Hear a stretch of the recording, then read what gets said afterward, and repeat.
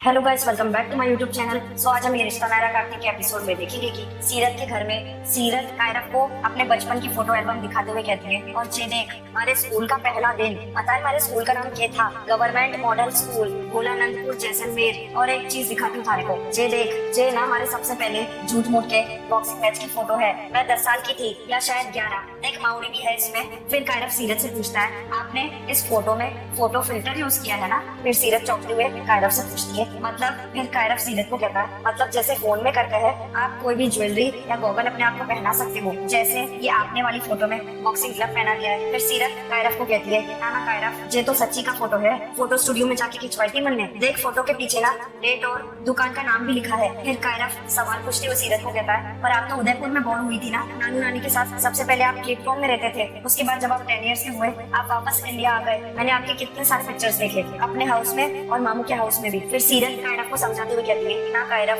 मैं तो जन्म से लेकर अब तक ना बस जैसलमेर में ही रही हूँ। अब जे देख हमारे स्कूल के सर्टिफिकेट, हमारी ट्रॉफियाँ, हमारी फोटो है। फिर कायरव हैरानी से सीरत से पूछता है, ऐसा कैसे हो सकता है? फिर सीरत कायरव को कहती है, ऐसा हो सकता है कायरव क्योंकि जिसकी फोटो थारे पास है ना वो थारी मम्मा है नायरा, और मैं सीरत हूँ। फिर कायरव सीरत से पूछता है, सीरत तो आपका मिशन नेम है ना? वैसे तो आप मेरी मम्मा ही है ना? फिर सीरत समझाते हुए कायरव को कहती है, ना कायरव मैं थारी मम्मा ना हूँ। फिर कायरव सीरत को कहता है, आई नो मम्मा, सब सीक्रेट एजेंट्स ऐसे ही बोलते हैं, मैंने बहुत मूवीज में देखा है, पर आप अकेले में तो बता सकते हो ना, कहीं आप वक्त तो नहीं हो? फिर सीरत कायरव से पूछती है, मतलब? फिर कायरव सीरत को कहता है, वक्त मतलब आपकी बॉडी में कहीं सीक्रेट चिप तो नहीं है जिससे बॉस आपको देख सकते हैं और सुन सकते हैं? फिर सीरत कहती है, हे खाटू महाराज, पता नहीं कैसे कैसे पिक्चरें देखते हैं आजकल के छोटे बालक। फिर कायरव सीरत को कहता है, आप क्या बोल रहे हो मम्मा, मुझे कुछ सुनाई नहीं दे रहा। फिर सीरत कायरव को कहती है, ना कुछ ना, मैं क्या कह रही थी ना, हमारे बॉस ना सिर्फ खाटू महाराज है, और वो सिर्फ हमारे को ही ना हम सब ने देख भी सकते हैं और सुन भी सकते हैं। हमारे को विश्वास ना हो रहा है ना हमारी बात पे? अरे मेरी कौन दीदी की कसम। फिर कायरव हंसते हुए सीरत को कहता है, आप सच्ची में फनी हो मम्मा। इतना बोल के कायरव वहाँ से चला जाता है। फिर सीरत खुद से ही कहती है, अब क्या करूँ, कैसे समझाऊं उसने? मैंने तो अपनी तरफ से पूरी कोशिश की पर वो तो सुना ही ना। फिर इतने में सीरत जैसे ही उठ के जाने लगती है, कार्तिक बीच में आ जाता है और सीरत से टकरा जाता है। फिर सीरत कहती है, व्हाट माय लक। फिर सीरत कार्तिक को कहती है, आपकी नाक जे कितनी लाल हो गई है। फिर सीरत कार्तिक को देख के हंसने लगती है। फिर कार्तिक सीरत को कहता है, नाक है मेरी, चोट लग गई है, गुलाल नहीं जो हंसी आ रही है आपको। फिर सीरत हंसते हुए कार्तिक को कहती है, अरे आप भी देखोगे ना तो आपको भी हंसी आ जाएगी, जे देखो। फिर सीरत अपने फोन में कार्तिक का चेहरा दिखाती है। फिर कार्तिक सीरत को कहता है, 15 मिनट में वीडियो कॉन्फ्रेंसिंग है, ये नाक लेकर जाऊंगा। फिर सीरत हंसते हुए कार्तिक को कहती है, तो बर्फ लगा लो, ठीक हो जाएगी। फिर कार्तिक सीरत को कहता है, ठीक है जल्दी ले आइए प्लीज। अच्छा 1 मिनट रुकिए, ये मुझे यहाँ के वाईफाई का पासवर्ड बता दीजिए। फिर सीरत आंख टेढ़ी करके गुस्से से देखती है कार्तिक को। फिर कार्तिक सीरत को कहता है, डेटा नहीं बचा रहा हूँ, डेटा है मेरे पास बहुत है, बस यहाँ नेटवर्क वीक है, मुझे वाईफाई का पासवर्ड चाहिए। फिर सीरत कार्तिक को कहती है, होटल 7 स्टार। फिर कार्तिक चौंकते हुए कहता है सीरत को, होटल 7 स्टार, नाइस, ये वाईफाई का पासवर्ड है यहाँ का। फिर सीरत कार्तिक को कहती है, लाओ दो,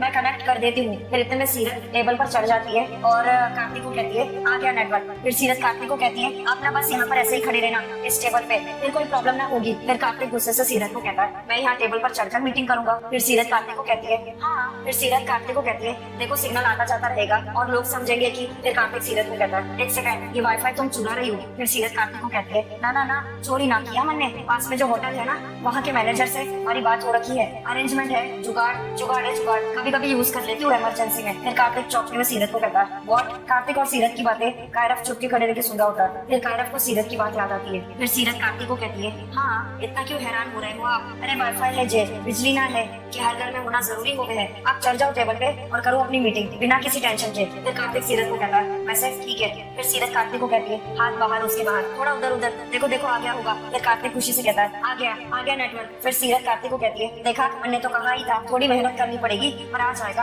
अब आप ना खड़े रहो ऐसे और मीटिंग करो अपनी। फिर कार्तिक सीरत से पूछता है, ये ऐसे? फिर सीरत कार्तिक को कहती है, हाँ। फिर कार्तिक गुस्से से सीरत को कहता है, मीटिंग करनी है मुझे, सर्कस में ज्वाइन नहीं करना है, मैं जा रहा हूँ, डोंगर या कुछ लेकर आ जाऊंगा। फिर सीरत खुद से ही कहती है, अब इनको फालतू में पैसे बर्बाद करने का शौक है तो करे, हमारे को क्या। फिर कायरव सीरत को देखकर खुद से ही कहता है, मम्मा कितनी चेंज हो गई है, पूरे दिन में एक बार भी पहले जैसी बात नहीं करती। शीला मुकेश को कहती है, क्या सोच रहे हो मुकेश जी, दूध कब से रखा ही हुआ है, पी लीजिए ना। फिर मुकेश गुस्से से शीला को कहता है, जो आदमी रात दिन जहर के दूध पी रहा हो वो दूध पी के क्या करेगा? फिर शीला मुकेश को कहती है, आप क्यों अपना जी सड़ाते हैं, जो हुआ वो भूल जाइए। फिर मुकेश गुस्से से शीला को कहता है, तू भूल सके है, मैं ना।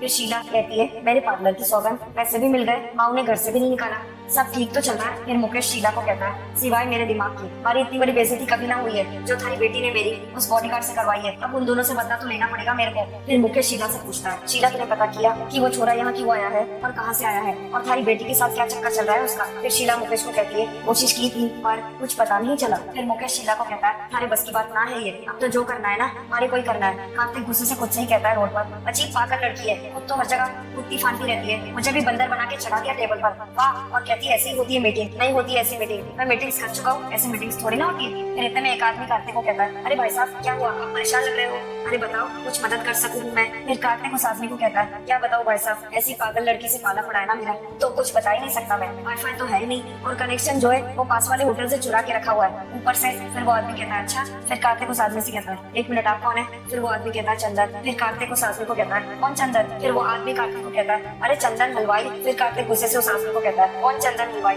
फिर वो आदमी गुस्से से कार्तिक को कहता है, अरे भाई साहब ऐसा ना करो, मैं इस मोहल्ले में अकेला हलवाई हूँ और बहुत फेमस हूँ, दूर दूर तक मेरे चर्चे है दूध जलेबी के। फिर कार्तिक उस आदमी को कहता है, तो मैं क्या करूँ। फिर वो आदमी कार्तिक को कहता है, आप कुछ ना करो, बस ठंडा पानी पियो, दिमाग शांत हो जाएगा। फिर कार्तिक गुस्से से उस आदमी को कहता है, अरे मेरे दिमाग को क्या हो गया है, क्या कह रहे हैं आप। अरे भाई साहब अभी तो वाईफाई का सिग्नल नहीं मिल रहा था तो परेशान थे ना। फिर कार्तिक उस आदमी को कहता है, तो आपको क्या करना है, आप जाके अपना दूध जलेबी बेचो ना। फिर वो आदमी कार्तिक को कहता है, अरे अजीब पागल आदमी है, एक तो खुद बड़बड़ किए जा रहा था। इतना बोल के वो आदमी गुस्से से वहाँ से चला जाता है। फिर कार्तिक खुद से ही कहता है, क्या हो गया हमारे देश को, आदमी खुद अकेले बड़बड़ नहीं कर सकता क्या, लेकिन किसको बड़बड़ करना है। तो फिर से दूसरा आदमी कार्तिक को पूछता है, अरे भैया क्यों परेशान हो, कुछ मदद चाहिए तो बताओ, नहीं तो धीरज रखो, एक ना एक दिन सब ठीक हो जाएगा। फिर कार्तिक गुस्से से उस आदमी को कहता है, हट गुड़, ठीक हो जाएगा, कोई ठीक नहीं होगा, जाओ यहाँ से, आए बड़े मदद करने वाले, ये लड़की नहीं पूरा मोहल्ला ही पगला गया है। हाँ सब पागल है। सीरत के घर पर कायरव वंश को कॉल करते हुए कहता है, हेलो वंश भैया, मुझे आपको एक बात बतानी है। फिर वंश कहता है कायरव को, हाँ बोलना। फिर कायरव वंश को कॉल पर कहता है, आज मम्मा ने मुझे उनकी एक एल्बम दिखाई जिसमें उनकी बचपन की फोटोज थी।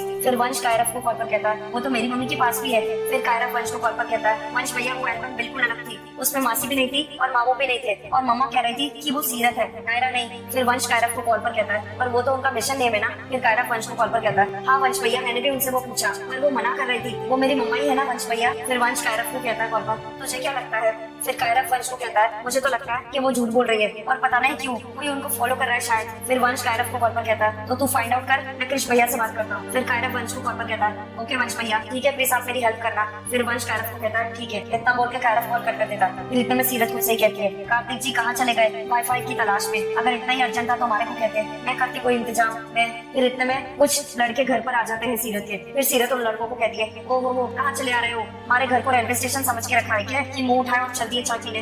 फिर वो लड़के सीरत को कहते हैं, अरे नहीं हम मुकेश सर से मिलने आए हैं, जे उन्हीं का घर है ना। फिर सीरत गुस्से से उन लड़कों को कहती है, उनके बाप का भी ना है, जे घर ना हमारी मौड़ी का है, और दोबारा उस लड़की आदमी का नाम लिया ना हमारे सामने तो एक बॉक्स मार के बक्से में बंद करके बक्सर भेज दूंगी। ये होया हिंदी में बात समझना ही हमारी, चाइनीज में बोलू हूँ। फिर सीरत चाइनीज में बोलने लगती है। फिर सीरत उन लड़कों को कहती है, क्या हुआ थारे भी पैसे लेके भाग गया क्या वो, या बॉक्सिंग क्लब में कोई पंगा कर है उसने। फिर वो लड़के कहते हैं, नहीं वो हम तो कबड्डी टीम से है। फिर सीरत उन लड़कों को कहती है, कबड्डी से हो चाहे खो खो से, हमारे घर से ना अभी क्या भी दफा हो जाओ, और अगली बार अगर किसी के घर में घुसना ना तो नेम प्लेट देखना। फिर इतने में सीरत चौंकते हुए कहती है, नेम प्लेट कहाँ गई हमारी। फिर सीरत जोर से चिल्लाती है, माउड़ी। फिर इतने में शीला का बेटा उन लड़कों से कहता है, भैया आप मेरे पापा से मिलने आए हो ना, इधर आओ मेरे साथ चलो। फिर इतने में शीला का बच्चा उन लड़कों को वहाँ से ले जाता है। फिर सीरत जोर से चिल्लाते हुए कहती है, माउड़ी। फिर इतने में माउड़ी आती है और सीरत को कहती है, क्या बात है छोरी, क्यों आवाजें मार रही है। फिर सीरत माउड़ी को कहती है, माउड़ी वो थारे नाम की तख्ती वो कहाँ गई वो। फिर माउड़ी सीरत को कहती है, अट्ठे तो थी। फिर सीरत माउड़ी से पूछती है, पर अभी ना है ना, और पहले मारा भी ध्यान ना गया। फिर माउड़ी सीरत को कहती है, मुकेश ने फेंकी होगी जब मकान बेचा। फिर सीरत गुस्से से कहती है, इसकी तो मैं छोड़ूंगी ना, ऐसा सबक सिखाऊंगी ना उसने की। फिर माउड़ी सीरत को कहती है, ना छोड़ी और पंगे मत ले उससे। फिर सीरत गुस्से से माउड़ी को बताती है, पंगा उसने लिया है माउड़ी उससे, थारे को पता नहीं है या याद है कि नहीं, वो नेम प्लेट वो मन्ने और पापा ने थारे वास्ते साथ में बनाई थी अपने हाथों से। फिर माउड़ी सीरत को कहती है, हमारे को याद है लाडो। फिर सीरत भावुक होकर माउड़ी को कहती है, वो आखिरी बार थी जो मन्ने और पापा ने साथ में कोई चीज बनाई थी, क्योंकि उसके कुछ दिन बाद तो इतना बोल के सीरत रोने लगती है। फिर माउड़ी सीरत को कहती है, ना लाडो तू ये सब सोच के दुखी ना हो। फिर सीरत रोते हुए माउड़ी को कहती है, हमारे बस में ना है माउड़ी, बस गुस्सा आ रहा है हमारे को उस हैवी वेट पे। उसने और थारी बेटी ने दोनों ने पता था कि वो नेम प्लेट उससे हमारी पापा की यादें जुड़ी है, मैं छोड़ूंगी ना दोनों को। फिर माउड़ी रोते हुए सीरत को कहती है, ना लाडो ना कुछ ना कर, उनकी कर्मों की सजा उनको भगवान देगा। फिर सीरत गुस्से से माउड़ी को कहती है, भगवान के पास ना ऐसे फालतू लोगों के लिए टाइम ना है, इसलिए तो हमारे को बॉक्सर बनाया है ना उन्होंने, इसने तो आज मैं गेम से बाहर करके ही रहूंगी। इतना बोल के सीरत गुस्से से वहाँ से चली जाती है। फिर माउड़ी आवाज देती है, अरे छोरी ना जाओ छोरी, हमारी बात मान ले डालो। फिर माउड़ी खुद से बात करती है भगवान से, खाटू महाराज रक्षा करना इसकी,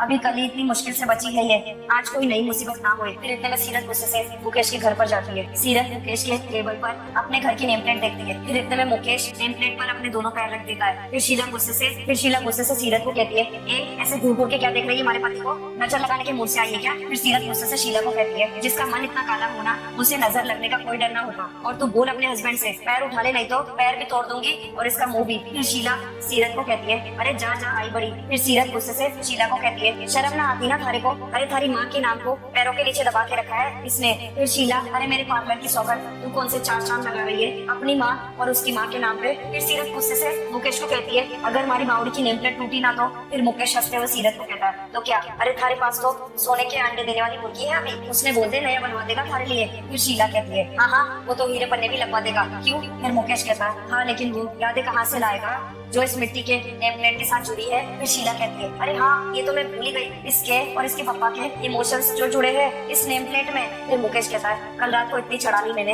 हमारा गुस्सा कम होने को नहीं है। फिर हमारे को एक आइडिया आया, मैंने बोला सोनू बेटा नीचे जाके ना ये मट्टी की नेम प्लेट ले आ, और जब तक इसके ऊपर पैर न रखूंगा ना हमारा गुस्सा ठंडा ना होगा। फिर सीरत गुस्से से मुकेश को चिल्लाती है, फिर मुकेश गुस्से से सीरत को कहता है, ए चिल्ला मत। फिर सीरत चिल्लाते हुए मुकेश को कहती है, अरे शर्म ना आवे ना थारे को, अरे थारी बेइज्जती हुए ना, अभी तक 24 घंटे भी ना हुए, आज फिर पंगा ले रहा है हमारे से। ए खबरदार, रख उसने नीचे रख। फिर मुकेश नेम प्लेट को टेबल पर रख देता है। फिर सीरत जैसे नेम प्लेट को उठाने वाली होती है, मुकेश उसका हाथ पकड़ लेता है। सीरत गुस्से से मुकेश को कहती है, हाथ छोड़ मारा, नहीं तो दूंगी एक, मेरी कौम दीदी की कसम छोड़। फिर मुकेश सीरत को कहता है, थारे को लड़ना है ना तो मैदान में आके लड़, हमारे को कसम है हमारी शीला की, अगर तू जीत गई ना तो ये नेम प्लेट ना थारे को सही सलामत लौटा दूंगा मैं। फिर सीरत मुकेश को कहती है, मंजूर है हमारे को, फाइट करनी है ना, बोल कब करनी है। फिर मुकेश सीरत को कहता है, फाइट नहीं करनी है, क्या है ना बॉक्सिंग करके मैं बोर हो गया हूँ। फिर सीरत मुकेश से पूछती है, तो फिर मुकेश सीरत को कहता है, कबड्डी। मुकेश की ये बात सुनते सीरत हैरानी से उसे देखने लगती है। फिर मुकेश सीरत को कहता है, ये छोरे देख रही है, इनको मैं कबड्डी की ट्रेनिंग दे रहा हूँ, इनकी भी प्रैक्टिस हो जाएगी और थारी भी।